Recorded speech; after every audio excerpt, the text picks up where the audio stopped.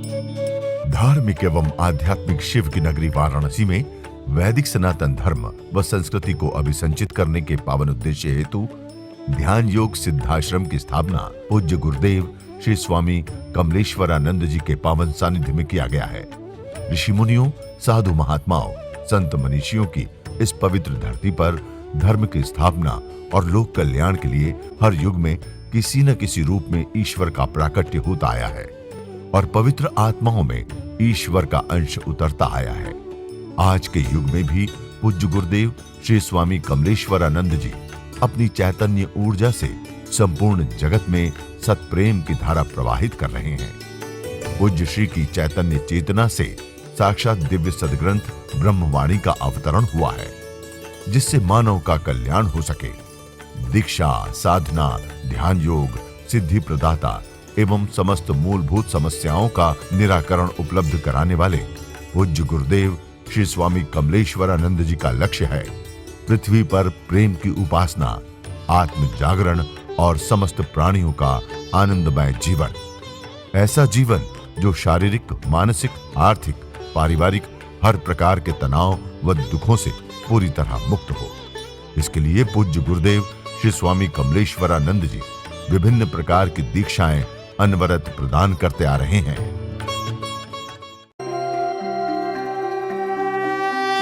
ओम त्र्यंबकं यजामहे सुगंधिं पुष्टिवर्धनम् उर्वारुकमिव बन्धनात् मृत्युर्मुक्षीयमामृतात्।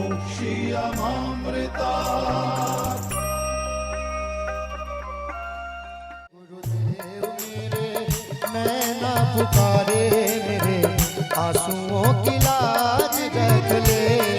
कल का मुझको नहीं है भरोसा, कल का मुझको नहीं है भरोसा।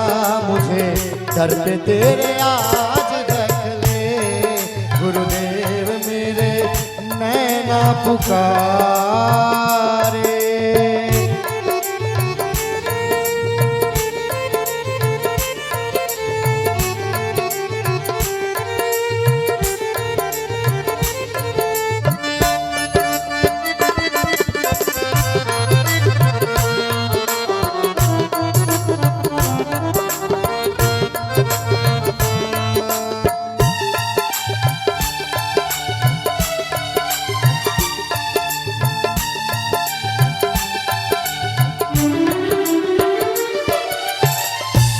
जिनके नैना गुरुदेव को पुकारते हैं, जरा दोनों हाथ उठा के मीठी मीठी तालियां बजाएंगे। ओ तुम बिन ना कोई मेरा है प्रभु जी, तुम हो सहारे मेरे।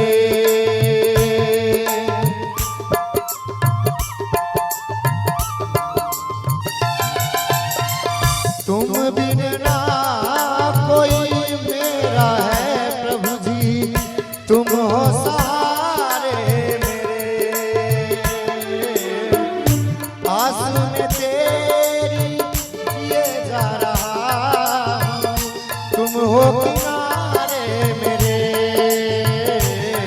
तेरे नाम के सहारे जी रहा हूँ, तेरे नाम के सहारे जी रहा हूँ। मेरे सिर पे ताज रख दे।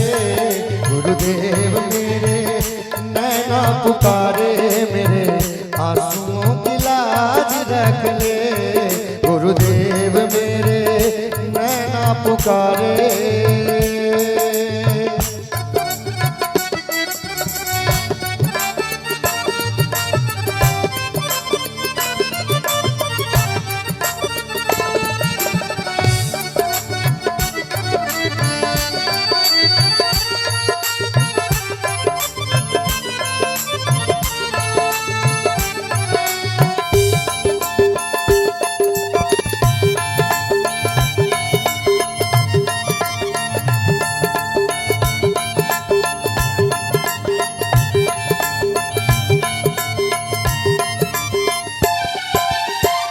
रग रग में मेरे तुम ही बसे हो, प्राणों से प्यारे हो तुम।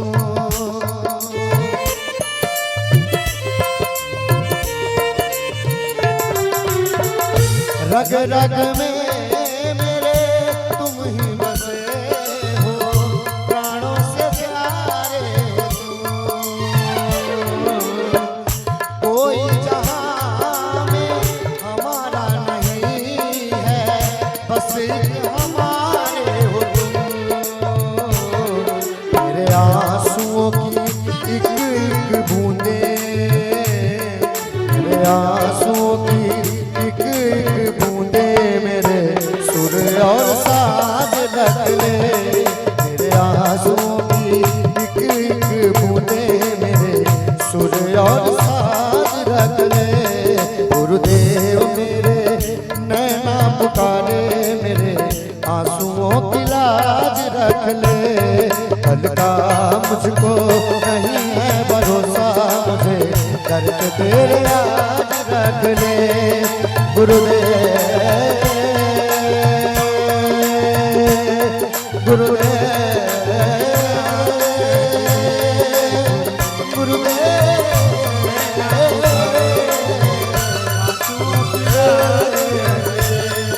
गुरुदेव।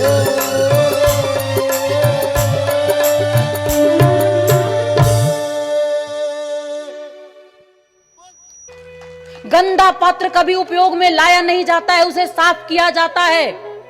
तो अगर तुम चाहते हो प्रेम बरसे, तुम चाहते हो आनंद बरसे, तुम चाहते हो सुख शांति समृद्धि बरसे तुम्हारे जीवन में, तो अपने इस मन रूपी पात्र को स्वच्छ करना। तभी जा करके भगवान सदाशिव तुम्हारी मन रूपी झोली में कुछ डाल पाएंगे। क्योंकि शिव के समक्ष बैठे हो, सदगुरु शिव के समक्ष बैठे हो, इसलिए मैं तुमसे ये याचना करती हूँ कि मन को स्वच्छ करना। तो रावण वेश बदला और चला गया भगवान सदाशिव के यहाँ कि पूजा कराऊंगा। जब पूजा कराया, जब पूजा कराने के बाद दक्षिणा मांगने की बात आई, ये पंडित लोग जो होते हैं ना, वो ऐसे ही भरे रहते हैं। अरे यजमान मुझे क्या दे देता, क्या देगा यजमान, है क्या उसके पास देने के लिए? ऐसी भावना क्यों लेकर के बैठते हो? इस संसार में कोई किसी को क्या दे सकता है? कोई कुछ दे नहीं सकता है। और थोड़ा सा दे भी देता है ना, तो उसके देने का भान इतना हो जाता है कि उसके ऊपर पाप चढ़ जाता है। दान तो कुछ ऐसा हो कि दिया और भूल गए। यहां तो पता चलता है कि दिया की गिनते रहे गिनते रहे। अरे माला उतना नहीं गिन पाते हो जितना किया हुआ दान गिनते हो। फिर अर्थ क्या? क्यों दिया? तो गया रावण और जाकर के बैठ गया, पूजा उजा कराया। भगवान क्या पूजा करा रहा है, मन का भ्रम तो देखो। अब मांगा क्या दक्षिणा में कि ये जो महल आपने बनाया है सोने का, वो मुझे दान में दे दीजिए। और शिव भगवान तो बड़े ही दानी, उठा करके दे देते हैं। अब माता पार्वती को बड़ा क्रोध आया।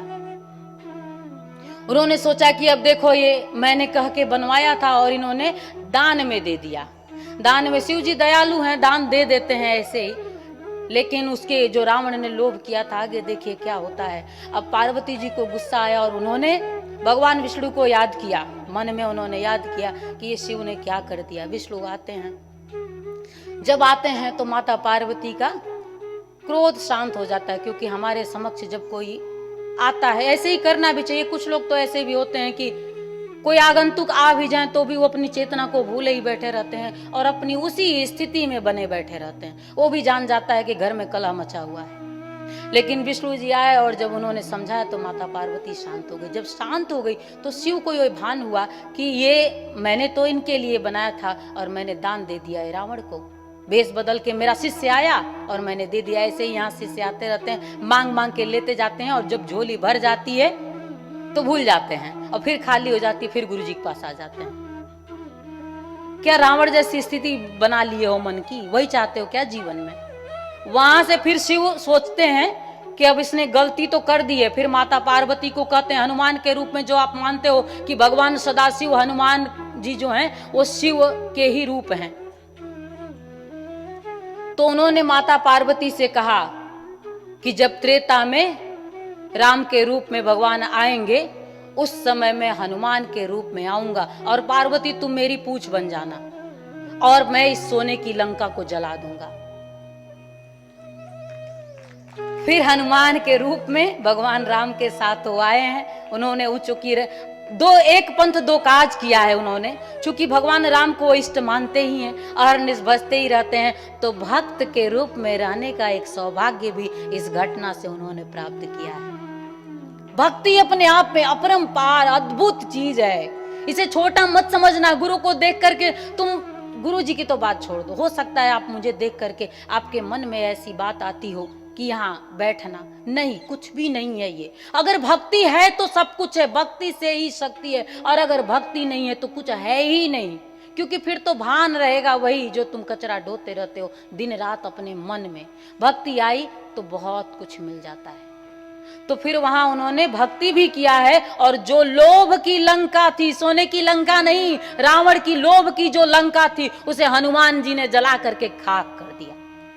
जला के खाक तो किया ही, उसके पूरे खानदान को समाप्त कर दिया। एक बड़ा ज्ञानी था, लेकिन उसका लोभ था, उसका अहंकार जो था, धीरे धीरे कैसे देखो उसको समाप्त कर गया। तो मैं कहना ये चाहती हूं, हमारे शास्त्रों में जितना भी जो कुछ भी वर्णन आया है, उन सारे जो भी वर्णन है उससे सीखने की बात है।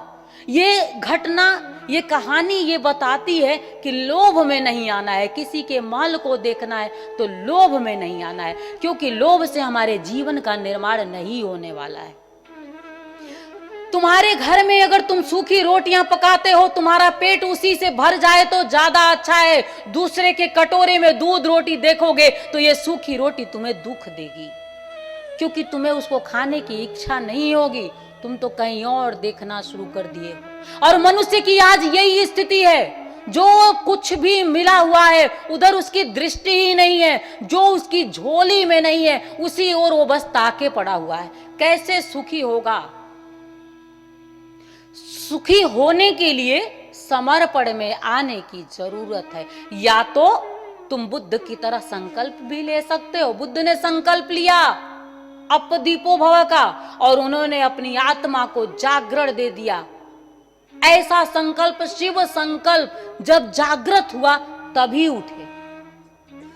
पर उतनी क्षमता, तो मैं तो ये कहना चाहूंगी, अगर मेरी दोनों की तुलना में अगर निष्कर्ष निकाल करके कहूं, तो संकल्प जो है संसार की ओर, संघर्ष की ओर तुम्हें लेकर के जा रहा है, तो क्यों ना समर्पण में चले। कबीरा यह घर प्रेम का, खाला का घर नाई। ये खाला मतलब मौसी। कबीरा यह घर प्रेम का, खाला का घर नाई। ये प्रेम का घर है। प्रेम ना होगा तो जीवन में पूर्णता ना होगी। प्रेम ना होगा तो प्राण ना होगा। प्रेम ना होगा तो आत्मा ना होगी। प्रेम ना होगा तो परमात्मा ना होगा। और प्रेम होगा तो ही जीवन में परमानंद होगा। आवश्यकता नहीं हमें परमात्मा प्राप्त हो जाए, आवश्यकता है कि हमें परमात्मा का प्रसाद प्रेम प्राप्त हो जाए।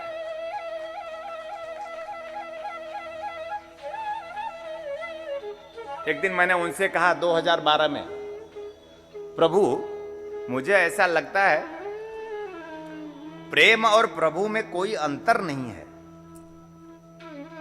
मैंने कहा प्रभु मुझे ऐसा लगता है प्रेम और प्रभु में ऐसी अनुभूति इससे गुजर रहा था, क्योंकि वो जब भी मिलते हैं, जब भी हम एक दूसरे के समक्ष होते हैं तो सिर्फ प्रेम में होते हैं।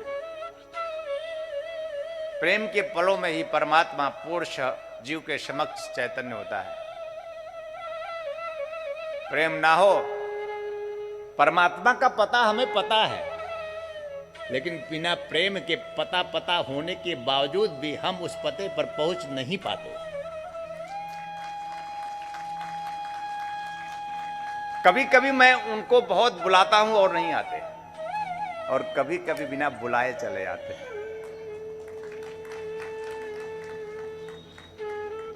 कभी कभी उनको कई दिन लग जाते हैं, 1 दिन 2 दिन 7 दिन हो जाते हैं, और बुलाते हम थक जाते हैं और वो आते नहीं, क्योंकि मैं जानता हूं कि मैं उन्हें बुला रहा हूं, आइए आ जाइए, कब मिलेंगे, कैसे मिलेंगे, आएंगे कि नहीं आएंगे, इंतजार। लेकिन प्रेम हृदय में नहीं होता है, और प्रेम हृदय में हो जाए तो परमात्मा स्वतः बिना बुलाए आ जाए। इस अनुभूति से मैं गुजर रहा था और मैंने कहा प्रभु मुझे ऐसा लगता है प्रेम और प्रभु में अंतर ही नहीं है। बोले कमल बिल्कुल सही कहा, प्रेम है तो प्रभु है।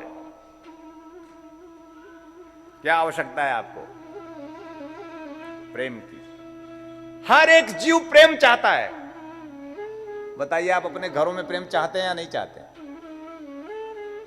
हर माता बहनें, हर भाई बहन, पूरा घर में स्वजन सगे संबंधी सब प्रेम चाहते हैं, लेकिन कोई प्रेम में है? क्यों? क्योंकि संबंधों के बीच में कोई ऐसा गुरु प्रेम में, पूर्ण प्रेम में गुरु अगर हमारे संबंधों के बीच में ना होगा तो प्रेम रस से हम भर नहीं पाएंगे। आवश्यकता है हमारे स्वजन सगे संबंधियों के बीच में एक गुरु आए जो पूर्ण प्रेम से भरा हो। पूर्ण प्रेम से भरा हो मतलब पूर्ण प्रेम का अर्थ होता है जो परमात्ममय हो।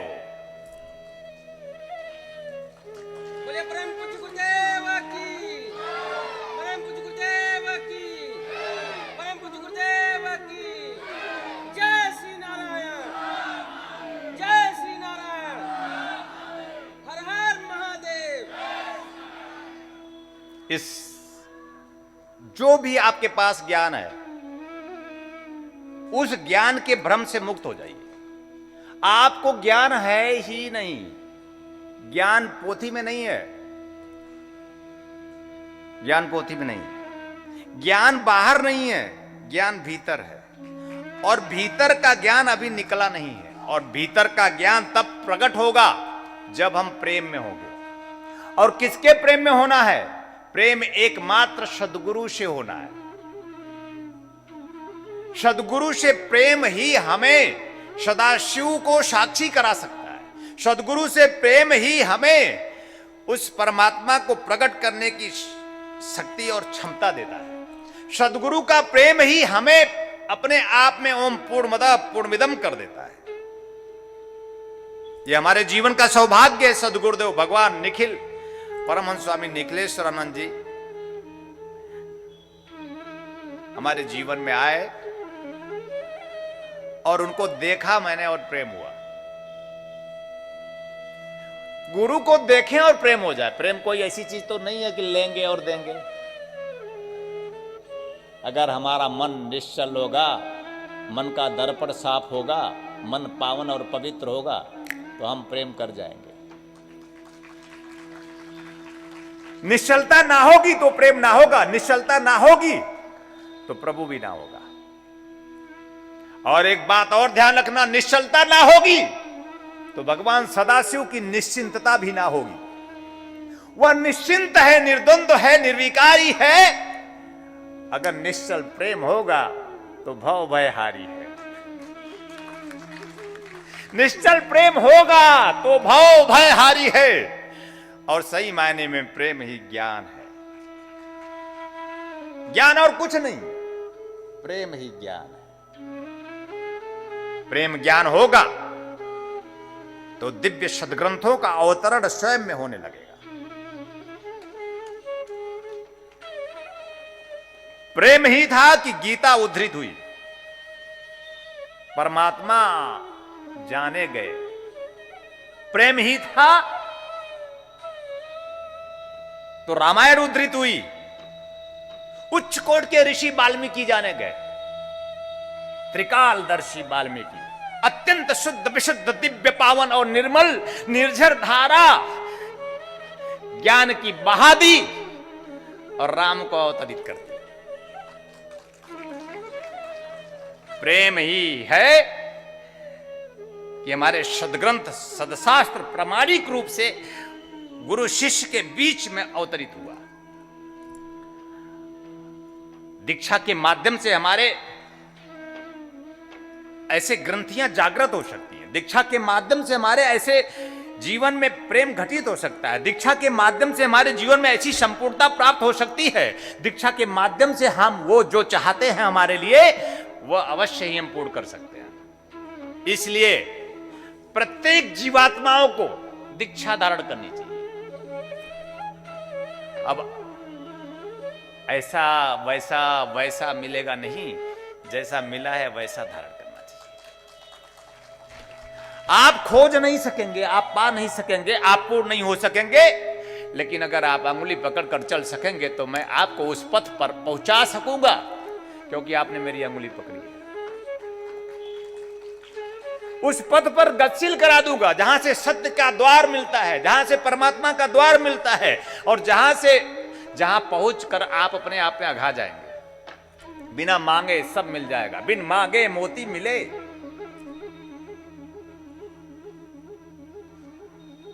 मोती मिलता है मतलब महंगी चीज है। असी बाजार में मोती का दाम और बढ़ गया है। मोती तो एक उदाहरण दिया उस संत ने, बिन मांगे मोती मिले। एक उदाहरण है, मतलब मोती एक अमूल्य वस्तु जो बहुतायत नहीं मिलती। अभी तो मोती की खेती होने लगी है, पहले की अपेक्षा अब ज्यादा, लेकिन फिर भी महंगा है। मतलब एक मूल्यवान वस्तु आपको प्राप्त हो जाता है बिना मांगे। गुरु के द्वार आए हैं, मांगने की क्या जरूरत है। आप गुरु को निहारे, गुरु आपको निहारे, बात बन जाए। बोलिए परम पूज्य गुरुदेव की, परम पूज्य गुरुदेव की, परम पूज्य गुरुदेव की। ये तब होगा जब आप समस्त प्रकार के मैं से मुक्ति करेंगे, और मैं से मुक्ति के लिए एकमात्र दीक्षा धारण कर गुरु से प्रेम करेंगे। बहुत सुंदर सूत्र है और सीधा सीधा रास्ता है, एक एक वाक्य में रास्ता है। मैं से अहंकार से मुक्ति तब होगी, मैं से मुक्त होना जरूरी है शिष्य होने के लिए। ध्यान रखना, मैं सास, मैं बहू, मैं बेटा, मैं बेटी, मैं बाप, ये जितने भी कुछ नहीं, न तातो न माता न बंधुर न भ्राता न पुत्रो न पुत्री न भीर्त्यो न भर्ता न जाया न वित्तम न वृत्तिर्मम एवं गतिस्तम मतिस्तम गुरुत्वम शरणयम। कुछ नहीं है, ही नहीं कुछ, एकमात्र गुरु की शरण ही, चरण ही अपने आप में सत्य है।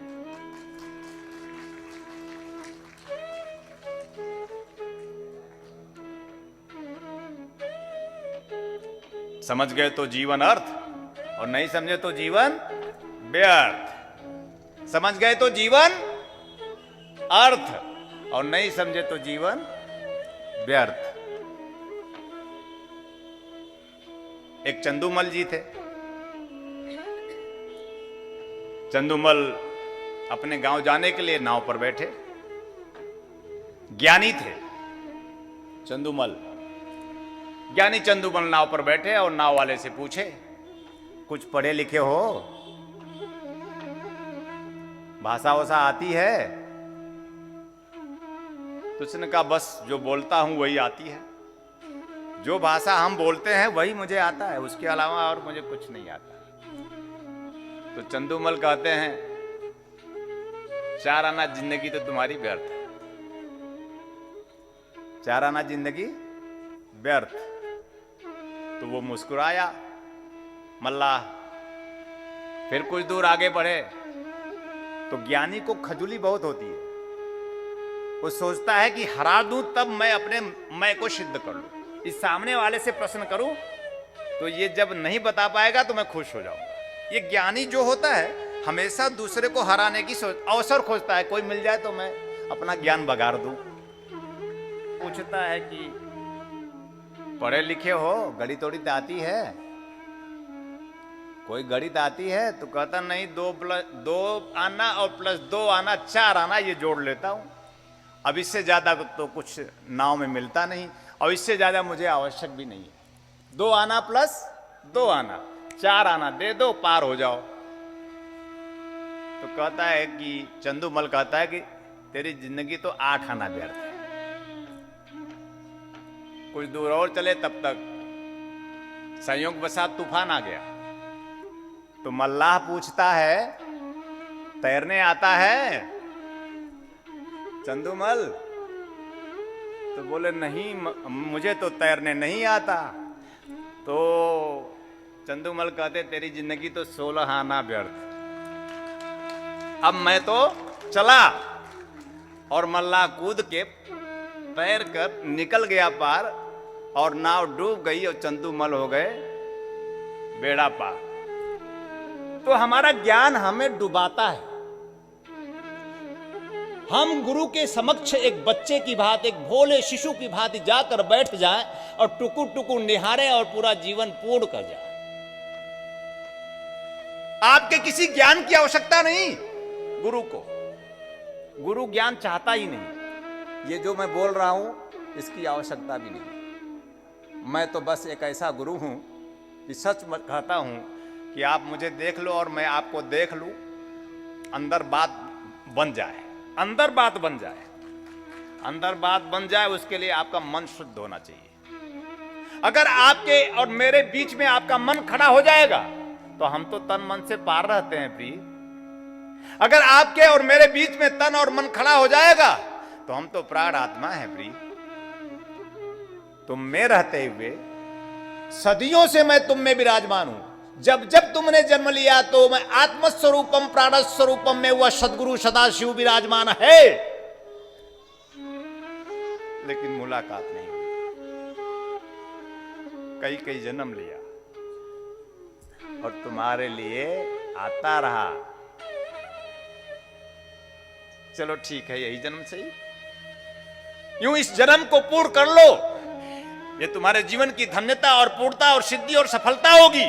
लेकिन जब जब भी तुम विचार के रूप में खड़े होते हो, तन और मन के साथ खड़े हो जाते हो, तो तुम मुझसे, मेरे होते हुए, मुझी से होते हुए, और मैं मुझी तुम्ही में समाहित होते हुए एक दूसरे से दूर होते हैं। जहां आप सभी के सहयोग से संस्थान द्वारा विभिन्न पुण्यदायी प्रकल्प संचालित हो रहा है, वहीं समाज को सृजन हेतु पूज्य श्री की चैतन्य चेतना से दिव्य सदग्रंथों का प्रकाशन भी किया जा रहा है। ध्यान योग की निर्मल धारा जन जन में प्रवाहित करने वाले पूज्य गुरुदेव श्री स्वामी कमलेश्वरानंद जी की चेतना का साक्षात्कार दिव्य सदग्रंथ ब्रह्मवाणी एक ऐसी रचना जिसका अवतरण स्वयं हुआ है और जिसकी साक्षी बनने का सौभाग्य मिला सुश्री नम्रता कमलिनी जी को। भावना और भक्ति का अनंत प्रवाह है ब्रह्मवाणी, तप और ज्ञान का अमृत कोश है ब्रह्मवाणी, प्रेम और समर्पण का साकार स्वरूप है ब्रह्मवाणी, आस्था और विश्वास का अनन्य मार्ग है ब्रह्मवाणी। आइए हम सभी ब्रह्मवाणी को जीवन में उतारकर अपनी आत्मा को परमात्मा से एकाकार करें। गुरुदेव एवं सुश्री नम्रता कमलिनी जी द्वारा रचित मानव उपयोगी विभिन्न विषयों पर साधनात्मक रहस्यों से परिपूर्ण और भी पुस्तकें हैं, जैसे श्री गुरु रहस्यम, साधना विधान रहस्यम, गुरु पादुका विधान रहस्यम, यज्ञ विधान रहस्यम, षोडश संस्कार दीक्षा रहस्यम, साधना सामग्री रहस्यम, भीगी पलके, कर लो आसमां मुट्ठी में तथा पूज्य गुरुदेव के दिव्य प्रवचनों भजनों का संग्रह प्राप्त करने और भारतीय संस्कृति की धरोहर गोपनीय रहस्यों से भरपूर जीवन की समस्त समस्याओं का समाधान कराने वाली मासिक पत्रिका निखिल सत्य दर्शन की सदस्यता एवं ध्यान योग जन जागृति सेवा संस्थान के दैविक कार्यों व सेवा प्रकल्पों में सहयोग करने तथा अपने गांव शहर में सत्संग साधना शिविरों एवं कथा आयोजन हेतु संपर्क करें 8108666991, 8108666992, 8108666993, 8108666994, व्हाट्सएप नंबर 8108188488, वेबसाइट www.dhyanयोग.org.in, ईमेल service@dhyanयोग.org.in, Facebook www.facebook.com/kamleshwaranand, Twitter twitter.com/kamleshwaranand, Instagram instagram.com/Swami Kamleshwaranand ji, YouTube www.youtube.com/Swami Kamleshwaranand ji।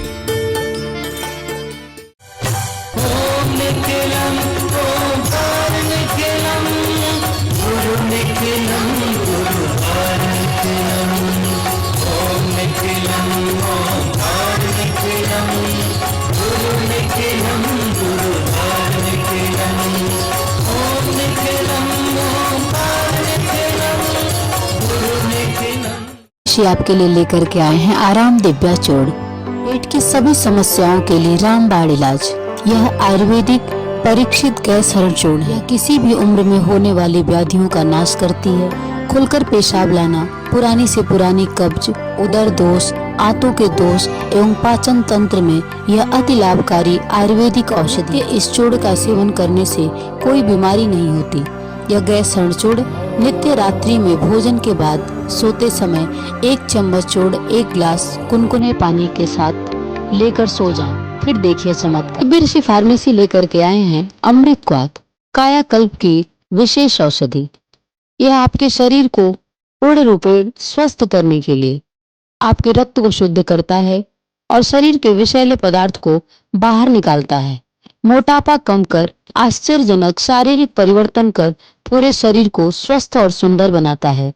यह मधुमेह को भी नियंत्रित करता है। यह औषधि आपके शरीर में रोग प्रतिरोधक क्षमता को बढ़ाता है। यह एक चमत्कारिक औषधि है। इसे मंगाने के लिए आप हमारे इन नंबरों पे संपर्क करें 8108666991, 8108666992, 8108666993, 8108666994। दिव्य ऋषि फार्मेसी आपके लिए लेकर के आए हैं ज्वाइंट केयर टैबलेट और ऑयल, जोड़ों के दर्द से राहत पाने के लिए और मजबूत हड्डियों के लिए। इसमें मौजूद प्रोटीन्स तथा विटामिन्स हड्डियों को मजबूती प्रदान करते हैं। यह जोड़ों के असहनीय दर्द को समाप्त करता है, जैसे घुटनों के दर्द व कलाई के दर्द, रीढ़ की हड्डी में दर्द, कंधों में दर्द। यदि आपको स्लिप डिस्क या सर्वाइकल है तो इन सभी परेशानियों से छुटकारा पाने के लिए आज ही मंगाएं ज्वाइंट केयर टैबलेट और ऑयल।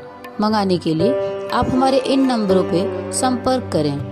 हमारा नंबर है 8108666991, 8108666992, 8108666993, 8108666994। दिव्य ऋषि फार्मेसी आपके लिए लेकर के आए हैं रत्नम ज्योति, आंखों की संपूर्ण देखभाल के लिए। शहद के साथ नित्य लेने से नेत्र